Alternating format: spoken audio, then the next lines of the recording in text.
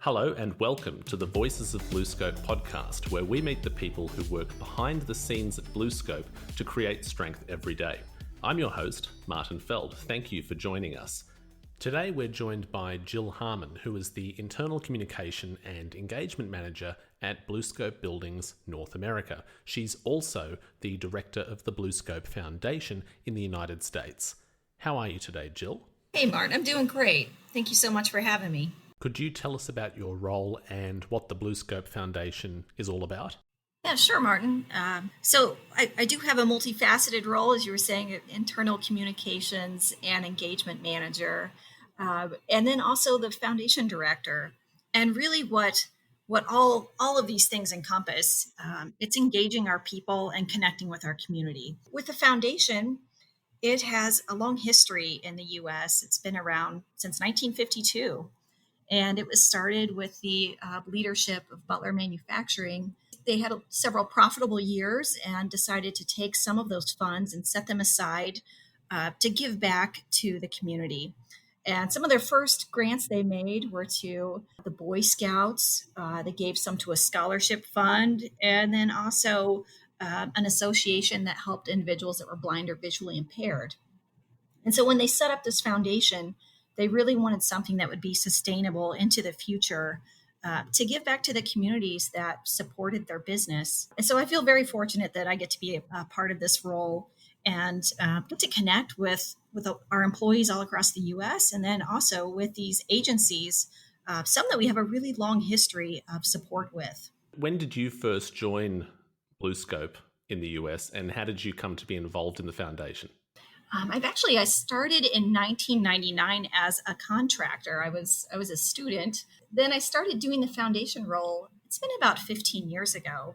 And the reason I got involved, I did a lot of volunteer work. And so in my free time, I like to volunteer at several different agencies. I was a literacy tutor. I volunteered at Alpha Point Association for the Blind for over 15 years, teaching an art class to visually impaired and blind individuals on the weekends.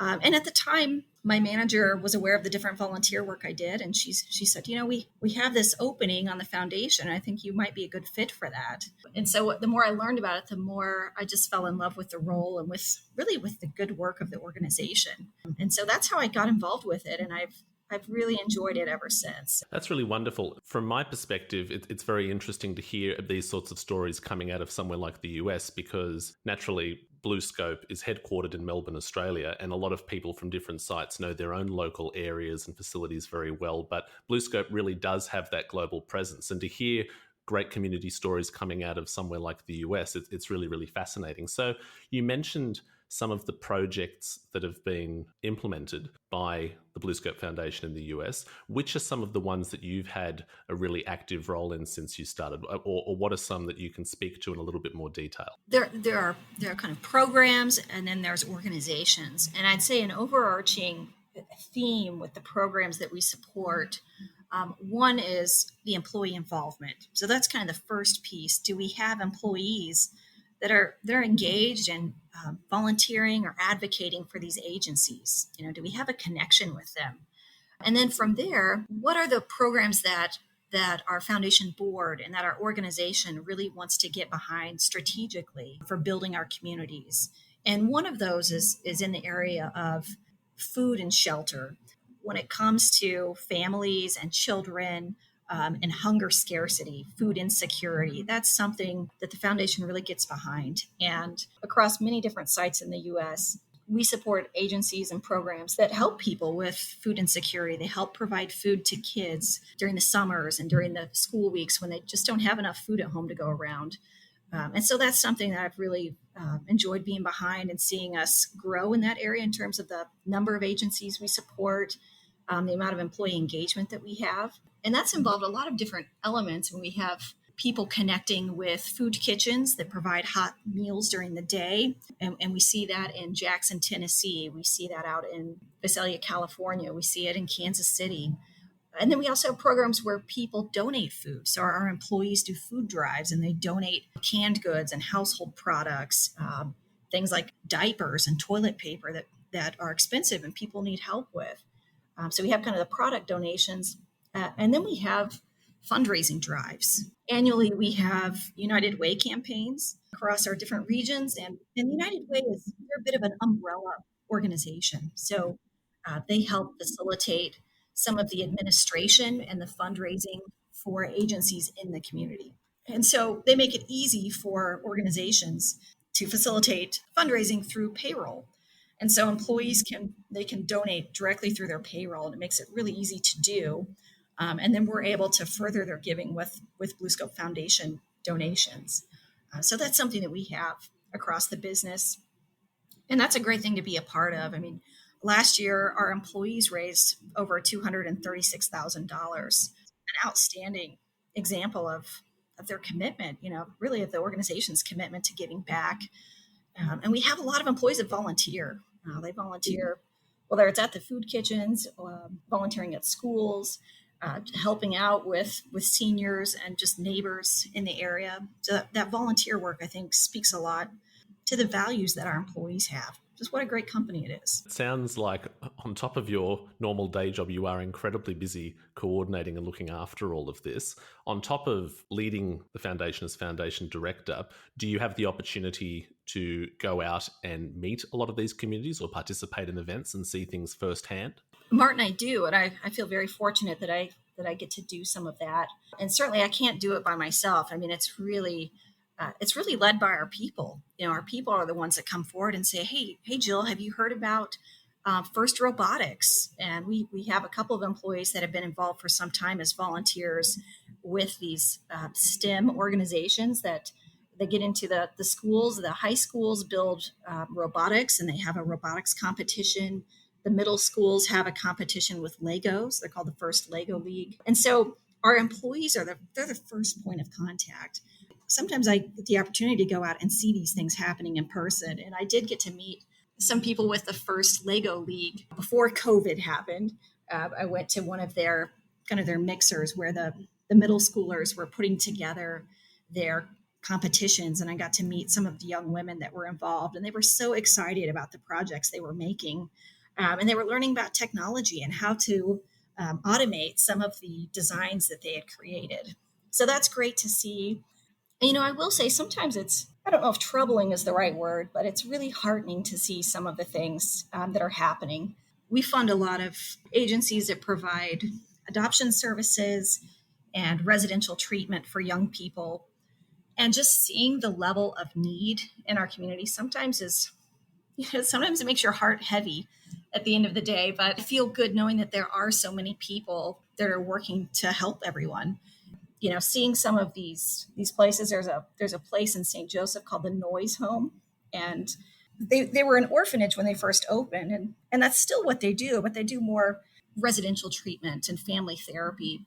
And seeing the kids there, and the kids are happy, they're very well taken care of. It's a beautiful facility to be in, but just knowing that there is a lot of need, and it's everywhere. We see a lot of the same need in our communities across the U.S. And just recognizing that corporations that are able to help through their giving foundations, it really does make a difference. That's a wonderful description. And you mentioned STEM there, which naturally makes a lot of sense in connection to BlueScope, given the industry's basis on engineering, still making, lots of subjects and disciplines that fall within STEM. But I'm also aware that there's an arts element in there, which is impressive that you're targeting both STEM and the arts. Can you speak a bit more about some of the arts programs that have been facilitated? When it comes to the arts, our communities are a place where we live and we work, and we want to take care of each other. But it's also a place where we play and we entertain and we get inspired. And the arts is that piece that allows us to connect with things that are bigger than ourselves. And often the arts, that's where we see representation of the different cultures, not only in our own community, but globally. That's the piece where we see the diversity and we understand what a rich culture that we live in. And so we've funded the arts historically since the foundation was established in 1952. And we have some long-term historical relationships. And some of them are with large institutions, such as the Nelson Atkins Museum of Art in Kansas City. Some of them are with smaller groups, such as the Robidoux Residence Theater up in St. Joe. And one of the things about the arts that's really interesting is that you get to see where young people the direction that they're heading in and what they're learning about and how they're expressing themselves, for example, through music. And we've been funding the Youth Symphony of Kansas City for some time.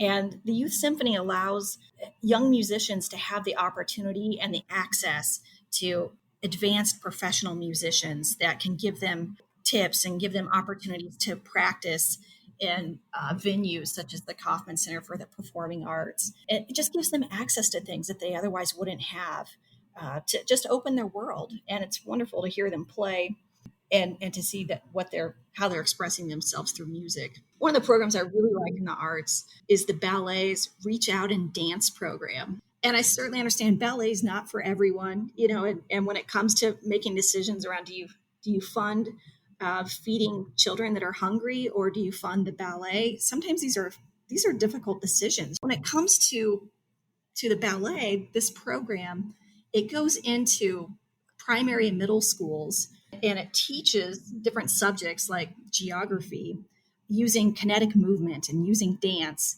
And so the children, I've seen them in the schools when they're so excited when the representative from the ballet comes, and they look forward to this class that they have once a week. And it gives them an opportunity to learn about how their body moves and use their body movements to connect with learning about geography or about math. And so it's just an interesting way to teach while also giving children an opportunity to learn about ballet or dance that they may not encounter in their regular daily lives. I have to say, you made a bunch of points in there that I found really impressive, and I'd love to touch on all of them, but I think we'd run out of time. Summing up what you've said there, I love that you're addressing various aspects of the community. I think in any sort of foundation or cause that you pursue, it may be tempting to sort of address one particular niche or group, but it sounds like you're really spreading out to address a whole number of different diverse groups, people with different backgrounds, different needs, artistic and STEM-based interests. So that's really fantastic. If I may ask, and I don't want to turn too negatively here, but naturally we're living in a very unusual global situation at the moment with the COVID-19 pandemic. Have there been certain challenges in reaching out to the community and implementing these programs and working with partners and agencies that weren't there before? How have you been addressing those challenges? I'm glad you brought that up because it is a very challenging time. And it's especially for many of these agencies, they operate on a very slim budget. They have very few staff to begin with. The majority of their fundraising and their budget goes towards programming. And so they have a slim margin. And when things are difficult, they really suffer. Some of the things that we've heard about, some of the challenges they're having, one, because so many children are schooling virtually. So they're schooling from home, or maybe they're in a more limited classroom environment and relying more on technology at home. The agencies, what they're saying is a lot of these families, they just don't have the access to technology at home. There's some inequity there. And so they're looking for funding to help provide, more tablets, more devices, more internet access to families that need it. So that's one need that we've seen. Also, that the arts have been suffering. A lot of the revenue that arts organizations receive comes from ticket sales, to visit the museum or subscribe to the symphony or attend events. So that's something that the arts organizations they're trying hard to find different ways to engage the community to continue raising funds. And then I think, the other thing that's just challenging is those essential human needs overall, because of unemployment issues, because of childcare access. That's impacting a lot of families in terms of their ability to earn an income and have stability at home. And so the foundation, they did do a donation early on when COVID hit. We issued grants to 29 different agencies across the US, and we did 2 in Mexico for just emergency relief funding for COVID-19, especially related to food insecurity and just emergency assistance for those families. I mean, the agencies were very thankful, but the thing I learned about that was there is a lot of need, and it's probably going to continue at a higher rate than normal for a while until things stabilize. Things like that make me very thankful that, one, that I'm employed, and then 2, that we have such a flexible employer that with BlueScope that is really looking after our communities right now. And it's great that you're there for all of these different people and communities. And like you say, it's good to have that perspective and to be grateful for what we have as we move through this challenging time. So, to move slightly more in a positive and maybe personal direction, I hope you don't mind me bringing this up, but I couldn't help but notice within some of our internal communications channels that you're actually a bit of a talented musician and that you play the guitar. I saw it pop up on the BlueScope Buildings North America group. I was wondering if you could tell us a bit more about that. You're a bit of a musician. You've been speaking about the arts and you pulled out a few instruments. Can you tell us a bit about that? Yeah, that's fun. Well, I come from a very musical and creative family, and actually, my background is in the fine arts. My undergrad degree was in fine arts. I grew up in a family where everybody plays an instrument, or maybe 3 or 4 instruments. My dad was in a bluegrass band with his parents, and now he's in a bluegrass band with my brother and my nephews. And so, he plays the banjo and the violin and the guitar and the stand-up bass and on and on. So over time, I acquired a few instruments and I learned to play the guitar because I really had an interest in classical guitar music. I played the piano when I was younger. I don't know, I love the expressive quality of music. I think it's so much fun, especially when you can play with other people. I wouldn't say that I am talented, but I have a bit of a discipline about trying to practice on a regular basis. And I'm actually trying to teach my children how to play. I have a 6-year-old and a 9-year-old. And so my daughter's been taking violin lessons, which I have to say is kind of a painful instrument to listen to when someone's learning, but we have a lot of fun with it. So thanks for asking about that. That's okay. And I think it was a video related to a talent show. I won't delve too much in there and embarrass you or other people, but you even pulled out some interesting instruments like a Celtic harp and a mountain dulcimer. Have I got those correct? You do. I like kind of unusual instruments that are folk acoustic, and the mountain dulcimer, that is really a Missouri instrument from the region I'm from, and so it's a beautiful instrument, and it's rather simple in its construction. You set it in your lap, and it has 3 strings, and it was made to be a bit of a parlor instrument, that you'd play in a small space. To entertain people or even to play a lullaby, to get your children to go to sleep. And fun fact, Joni Mitchell plays the dulcimer in several of her songs. Seeing you bring up these instruments and the fact that you've mentioned that it actually comes from your home state in the US, these are the things that I think are indicative of why it's great to have a diverse workforce from around the world. Seeing that video on our internal workplace channel, I had very little clue about a mountain dulcimer. So I think it's really a testament to the fact that giving people these communication platforms, particularly in an era or a pandemic that we're situated in right now, you get those opportunities to hear and see things from people across the workforce that you wouldn't see before. So I just want to say thank you for sharing that. And also to anyone who's listening, if you are from BlueScope, thanks for sharing all of this content as we've been going, because I don't know about you, Jill, but I think it's made it easier to keep in touch with people.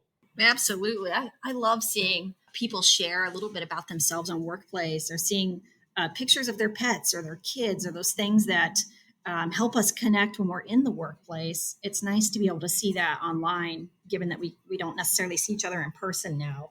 And also we live in this this whole global climate, and we work in this really cool global company, so it's great to get to see people on video and find out a little bit about what our colleagues are doing around the world. Totally agree. And I think this is a wonderful place to wrap up. Is there anything about the foundation or your work that I didn't touch on that you'd like to mention? There's one more thing I want to mention that I'm just proud of for our organization and the history and legacy of what they do. They started this scholarship program for children of employees back in 1954. And that legacy lives on. Since that time, they've issued over 500 awards to children of BlueScope employees. And this year alone, we've issued over $100,000 in awards to 10 new applicants. We have 43 applicants total. And I just think it's a great story. These aren't strangers. These are the kids of employees that you work with every day, and kind of getting to follow them as they go through college and see the impact that the scholarship has on them. I just think it's a story that it makes me proud to be a part of BlueScope. Sorry about the noise. My daughter's making waffles. Oh, that's okay. Waffles sound delicious. I'm sorry I'm not there to enjoy them. Well, thank you so much for joining us, Jill. This has been a real pleasure. Thanks, Martin. Thanks for having me. And for everyone listening, thank you for joining us. If you want to find out more about the foundation, you can visit bluescopebuildings.com. There's also a focus on video on our TV BlueScope YouTube profile. You can find these links in the show notes. For other news and updates, make sure to visit bluescope.com, follow BlueScope on LinkedIn, or subscribe to @BlueScope on Twitter. It's been great to have you with us today for this episode of Voices of BlueScope, and we'll catch you next time.